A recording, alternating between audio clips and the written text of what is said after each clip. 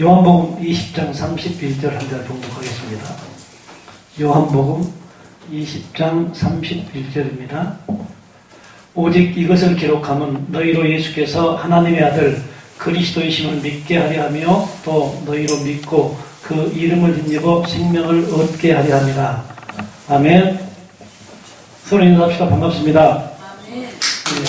성경의 전체는 하나님의 아들 예수가 그리스도이심을 증거하기 위해서 기록된 책입니다. 그래서 너무 많은 분들이 예수와 그리스도에 대해서 혼잡하게 알고 있습니다.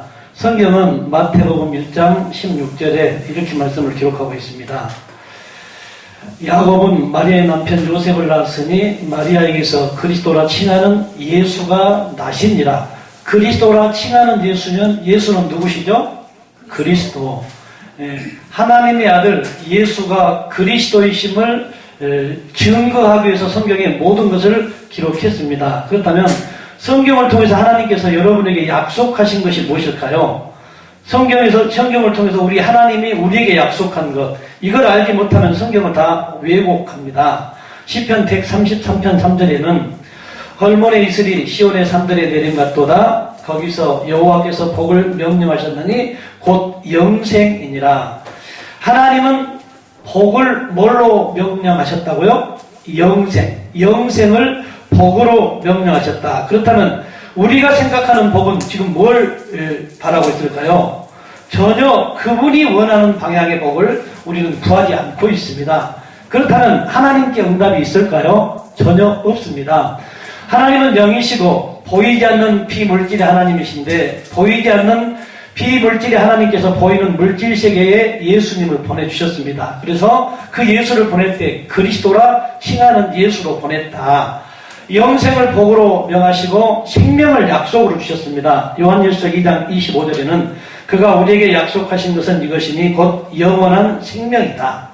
하나님은 영생을 복으로 명하시고 생명을 약속으로 주셨습니다. 그렇다면 이 생명을 주기 위해서 하나님은 어떤 방법으로 하나님의 일을 펼쳐 가시는가? 출애굽기 34장 27절에는 이런 말이 있습니다. 여호와께서 모세에게 이르시되 너는 이 말들을 기록하라. 내가 이 말들의 뜻대로 너와 이스라엘과 언약을 세웠음이니라 하시니라. 말들의 뜻대로 언약을 세웠다. 그럼 말이 있고 뜻이 있고 언약이 있다. 우리가 성경에서 언약을 모르면 성경은 열려지지 않습니다. 답을 찾을 수가 없습니다. 그래서 여러분들은 성경의 대표적인 언약이 영원한 언약이 창세기에 나와 있고 이제 화평의 언약, 소금 언약, 마지막 예레미야를 통해서 주신 언약이 새 언약인데 이 새 언약의 내용을 정확하게 알았을 때 성경을 풀어갈 수가 있습니다. 31장 31절을 제가 읽어드립니다. 여호와의 말씀이니라. 보라, 날이 이르리니 내가 이스라엘 집과 유다 집에 새 언약을 맺으리라. 무슨 언약? 새 언약. 이 머릿속에 여러분들 중심에 새 언약이 있지 않으면 성경은 답을 찾을 수가 없습니다. 왜 새 언약을 맺을까요? 32절 보니까 이 언약은 내가 그들의 조상들의 손을 잡고 애굽 땅에서 인도하여 내던 날에 맺은 것과 같지 아니할 것은 내가 그들의 남편이 되었어도 그들이 내 언약을 깨뜨렸음이라. 여호와의 말씀이니라. 이스라엘이 하나님의 약속의 말씀을 깨뜨려서 새 언약을 주셨다. 근데 새 언약을 주시면서 내가 그들의 남편, 하나님이 이스라엘의 남편이다. 성경을 읽을 때 이제 부모, 5월달 되면 부모를 공경하라 많은 말씀들이 나오는데 성경에서 부모는 하나님을 말합니다. 하나님을 말하고 있고 믿는 자들을 이스라엘, 하나님과 성도들과의 관계를 성경은 남편과 아내의 관계로 기록을 했는데 우리는 표면적인 것으로 다 풀어왔습니다. 거기서부터 성경은 빗나가기 시작합니다. 언약의 내용이 뭘까요?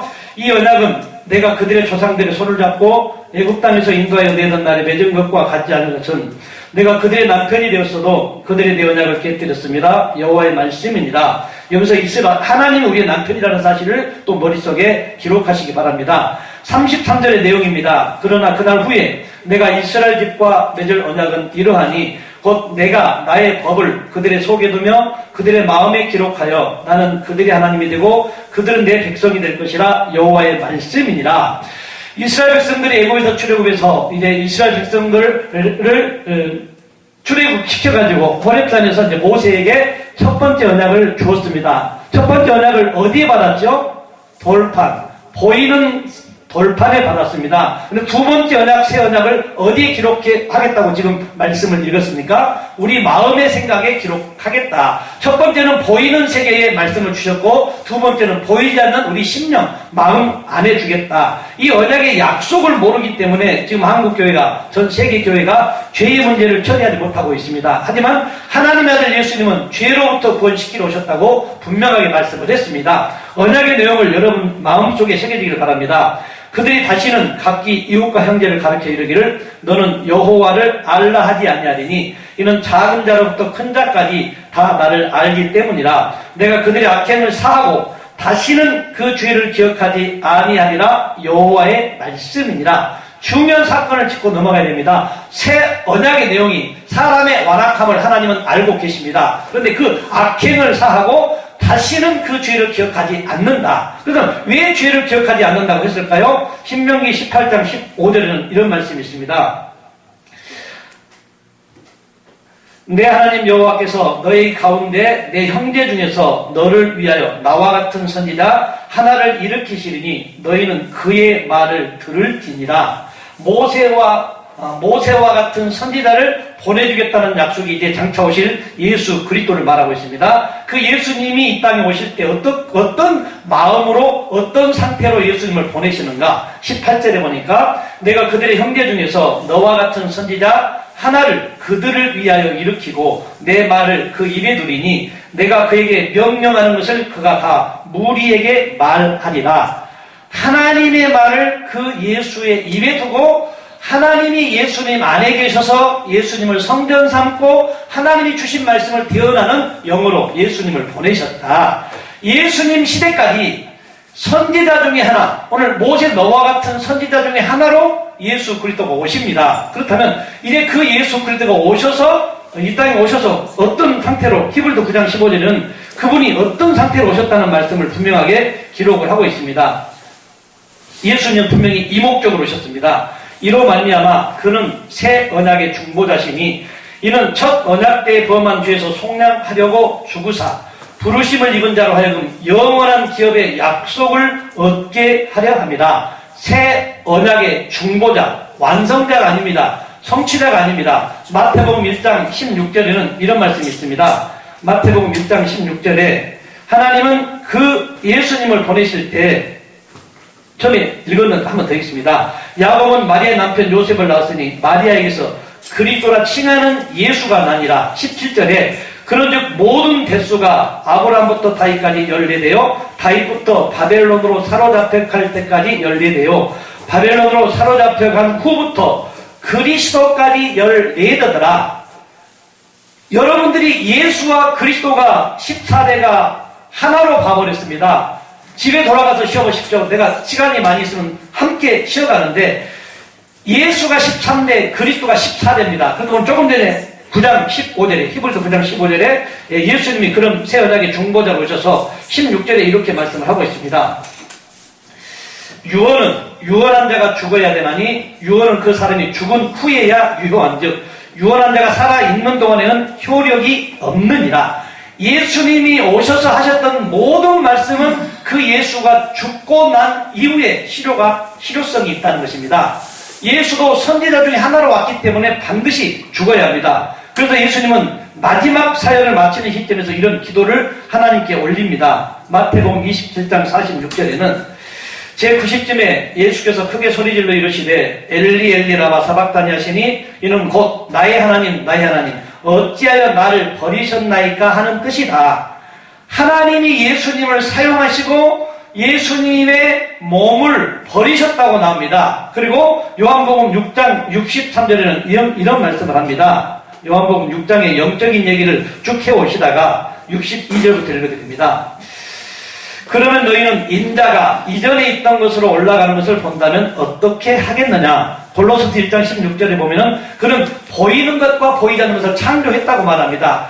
그는 보이지 않는 하나님, 말씀이셨습니다. 영이셨습니다. 빛이셨습니다. 사랑이셨습니다. 말씀이 육신이 되어 우리 가운데 거하시매 말씀이신 분이 우리 안에 예수님으로 이 땅에 보내주셨고 그 예수님이 사역을 마치는 시점에서 요한복음 14장 16절에 이런 말씀을 남겼습니다. 내가 아버지께 구하겠으니 그가 또 다른 보혜사를 너희에게 주사 영원토록 너희와 함께 있게 하리니 이것이 예수님의 유언입니다. 성경은 나 여호와는 말하고 이루는 여호와니라. 그분은 말씀하지 않고 이룰 수 있는 일은 한 번도 없었습니다. 그럼 말하고 이루는 여호와가 예수님 안에 계셔서 마지막 이제 보혜사 성령을 약속합니다. 그 성령이 하시는 일에 대해서 26절은 이렇게 말합니다. 보혜사 곧 아버지께서 내 이름으로 보내실 성령 그가 너희에게 모든 것을 가르치고 내가 너희에게 말한 모든 것을 생각나게 하리라. 예수님이 제자들에게 했던 말은 보혜사 성령이 오셨을 때 생각나고 가르쳐준다는 말씀입니다. 그래서 예수님을 따르는 제자들은 그 시대에 어떤 상태였습니까? 죽은 자 가운데서 살아나신 후에야 제자들이 이 말씀하신 것을 기억하고 성경과 예수께서 하신 말씀을 믿었다라고 나옵니다. 그리고 주님은 마지막 가시면서 또 이런 말씀을 남깁니다. 여러분들이 이 말씀에 깊은 묵상이 있기를 바랍니다. 요한복음 16장 7절에는 이런 말씀을 합니다. 그러나 내가 너에게 실상을 말하노니 예수님이 실상을 말하겠다. 누구에게? 제자들에게. 내가 예수님이 떠나가는 것이 너에게 유익이라. 예수가 떠나가야 제자들에게 유익이 있다. 내가 떠나가지 아니하는 예수님이 떠나가지 아니하는 여러분 안에 예수가 떠나가야 보혜사 성령이 온다는 말입니다. 보혜사가 오시지 너희에게로 오시지 아니할 것이요 가면 내가 그를 너희에게 보내리니 그에 대한 지시를 우리가 좀 무지합니다. 그를 보낸다고 했는데 이사야 41장 4절에는 그가 어떤 분인가를 분명하게 말씀을 하고 있습니다. 이 일을 누가 행하였느냐? 누가 이루었느냐? 누가 처음부터 만들을 불러내었느냐? 나 여호와라. 처음에도 나요. 나중에 있을 자에게도 내가 곧 그니라. 그는 성령 그리스도를 말합니다. 이 그리스도는 어떤 상태로 옵니까? 예수가 죽으시고 이제 이런 사도행전을 통해서 이런 말씀을 남겼습니다. 사도행전 2장 36절에는 그런즉 이스라엘 온 집은 확실히 알지니 너희가 십자가에 못 박은 이 예수를 하나님이 주와 그리스도가 되게 하셨느니라. 예수가 십자가에 못 박고 난 이후 주, 귀로서 다시 하나님 되게 하셔서 그리스도 성령으로 우리 안에 오시겠다는 약속입니다. 그래서 예수가 13대로 죽고 성령을 받은 저와 여러분이 제자들이 14대 그리스도 성취자입니다. 그래서 주님은 말씀하셨습니다. 내가 가면 또 다른 곳에서 성령을 보낼 것인데 그 성령이 오면 너희들은 나보다 더 큰 일을 할 것이다. 큰 일이 무엇이죠? 예수님은 구원받을 수 있는 조건을 다 갖추고 왔습니다. 세상의 중보자로서 사단 마귀의 권세를 깨뜨렸습니다. 죄의 문제를 처리했습니다. 이제 성령이 오면 생명을 살리는 일을 한단 말입니다. 주님은 구원받을 수 있는 조건은 다 갖추셨지만 생명을 살리지 못했습니다. 그래서 제자들까지도 예수님이 십자가를 지실 때 도망을 갔습니다. 그러면 한 명도 깨닫지 못했고 죽기 전에는 믿음이 없이 따라다녔다고 분명히 요한복음 2장 22절은 말씀을 했습니다. 그리고 마지막 주님께서 말씀하시면서 제자들에게 당부를 합니다. 우리가 많은 사람들이 우리의 죄를 누가 용서해 주죠? 우리의 죄를 누가 용서해 줄까요? 우리의 죄를 누가 용서해 줘요? 예수님께서 한번 들어봅시다. 그 시대에 예수님이 죄로부터 구원시키러 왔다고 말했습니다. 제자들에게 이제 부활하셔서 이런 말씀을 합니다. 예수께서 또 이르시되 너희에게 평강이 있을지어다 아버지께서 나를 보내신 것 같이 나도 너희를 보내노라. 하나님의 아들 예수님은 아버지가 보냈습니다. 이제 제자들을 세상에 예수님을 통해서 보내고 있습니다. 그러면서 이 말씀을 하시고 그들을 향한 소문을 내시며 이르시되 성령을 받으라. 제자에게 성령을 주시고 이제 어떤 사명을 맡기는가? 여러분에게 성령이 임하셨습니까? 그럼 여러분에게 이 말씀을 지금 하고 있는 것입니다. 이제 여러분이 누구의 죄든지 사하면 사하여질 것이요 누구의 죄든지 그대로 두면 그대로 있으리라 하시니라. 2000년 전에 오셨던 예수님은 인류의 모든 사람들의 죄값을 다 지불하셨습니다. 그리고 두 번째 성령이 오실 때는 죄와는 상관없이 오시는 것입니다. 그래서 죄의 문제를 우리가 정리를 못했습니다. 요한복음 16장 7절에는 이렇게 정확하게 죄에 대해서 정리를 해줍니다. 그러나 내가 너희에게 실상을 말하노니 내가 떠나가는 것이 너희에게 유익이라. 내가 떠나가지 않으면 보혜사가 너희에게로 오시지 아니할 것이요 가면 내가 그를 너희에게 보내리니 그가 와서, 그가 성령 그리스도입니다. 와서 죄에 대하여 의에 대하여 심판에 대해서 세상을 책망하시리라. 성령을 착각합니다. 우리들의 필요의 욕구를 구하는 것을 성령이 들어주시는 줄 압니다. 아닙니다. 성령은 하나님이 우리에게 예수님을 보내주셔서 죄의 문제를 처리했음에도 불구하고 죄인이라고 믿고 있는 자들을 향해서 책망을 합니다. 이제 그가 예수님이 오셔도 죄의 문제를 처리했음에도 불구하고 우리는 아직도 죄 안에 있다는 것은, 우리가 아직 율법 안에 있고 죄 안에 있으면 나는 그분이 십자가를 지실 것을 헐어버리는 것입니다. 그래서 우리가 중요한 것은 새 언약의 내용이 악행을 사하고 죄는 기억하지 않는다는 약속이었다면 그 죄로부터 완전한 해방이 저와 여러분 가운데 있어야 한다는 것을 성경은 분명하게 말씀을 해주고 있습니다. 그렇다면 죄에 대하여 하면 그들이 나를 믿지 아니하며, 이게 예수님이 답을 주셨습니다. 죄는 뭐가 죄다? 믿지 않는 것. 예수님이 살아계실 때 유언했던 내가 하면 성령을 보내줄 것인데 성령이 내 안에 오셨다는 사실을 안 믿는 것이 죄다. 성령이 임하면 하나님의 영이 임한 것입니다. 하나님의 영. 하나님이 새 언약을 말씀하시고 하나님이 약속했던 언약을 예수님을 통해서 이미 이루셨습니다. 그래서 우리는 이미 죄의 문제는 처리가 됐습니다. 그렇다면 마지막 우리 한 절만 읽고 마칩니다. 갈라디아서 2장 18절은 이렇게 정의합니다. 우리가 지금도 예수님이 죄의 문제를 처리했는데 우리 죄가 남아있다면 여러분이 성령을 받지 않는 것이고 성령이 왔음에도 불구하고 내가 죄의 문제에 매여있다면 이 말씀을 이해하지 못한 까닭입니다. 18절을 읽으려면 17절. 만일 우리가 그리스도 안에서 의롭게 되려하다가 죄인으로 드러나면 그리스도께서 죄를 짓게 하는 자냐? 결코 그럴 수 없느니라. 만일 내가 헐었던 것을 다시 세우면, 예수님이 율법을 완성시키고 헐어버렸습니다. 다시 세우면 나를, 예수님을 범법한 자로 만드는 것이다. 내가 율법으로 말미암아 율법에 대하여 죽었나니 이는 하나님께 대하여 살려 하려 함이라. 하나님으로 말미암아 사는 존재가 되었습니다. 우리가 그 하나님으로 사는 존재가 죄를 지을 수 있습니까? 없습니다. 그 믿음을 요구합니다. 그 믿음 기도합니다. 살아역사하시는 주님 감사합니다. 오늘도 아름다운 선교 방송을 통해서 예수는 그리스도라는 복음의 메시지를 선포했습니다. 하나님은 아들을 보내주셔서 우리의 죄의 문제를 완전히 처리하셨습니다. 믿는 자나 믿지 않는 자나 죄의 값은 지불하셨고 이제 우리가 그 사실을 알지 못하기 때문에 죄 안에 놓여 있는 것입니다. 죄로부터 해방되는 믿음의 역사가 2019년도에 이 아름다운 선교 방송을 통해서 듣는 모든 청취자들에게 임할 수 있도록 은혜를 베풀어 주옵소서. 생명과 마음이 되시는 존귀하신 우리 주 예수 그리스도의 이름으로 간절히 기도드립니다.